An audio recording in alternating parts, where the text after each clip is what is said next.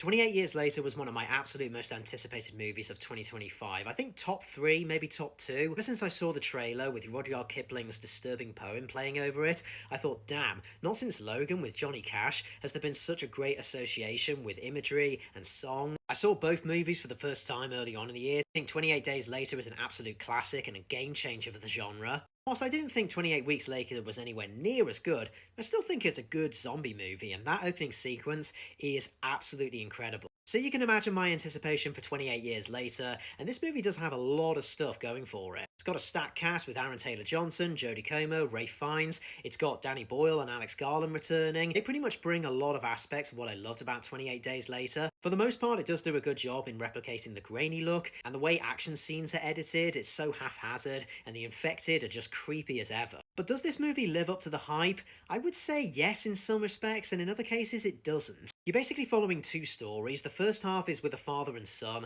going out into the mainland for the first time, and this is very much the strongest aspect of the movie, not just because Aaron Taylor-Johnson is really good in the movie, but also Alfie Williams, who plays the son. He's pretty much the de facto protagonist, and his performance, even though he's 14 years old, is absolutely beyond his years. This kid's got a bright future. And then the second half deals with him bringing his sick mother into the mainland in the hopes of getting her well again, and this is where the movie kind of loses itself. Aaron Taylor-Johnson, who's such a standout in the first half, he pretty much gets dropped in the second half with no explanation of where he went, as if he was busy doing other projects in between. The movie is basically a tale of toxic masculinity, but it's nothing we haven't really seen before. On some occasions it's got about as much subtlety as Alex Garland's movie Men. Also gotta stress, this movie really takes the editing style of 28 Days Later, and Weeks for that matter, and absolutely cranks it up to a T, making the other two movies look restrained by comparison. Which, to be fair, if you're looking for a movie that is stylized, then you're gonna love this movie, but I just feel like it was trying way too hard. Like, Danny Boyle has been out this game for a while, like they're trying a bit too hard to get back to their smaller days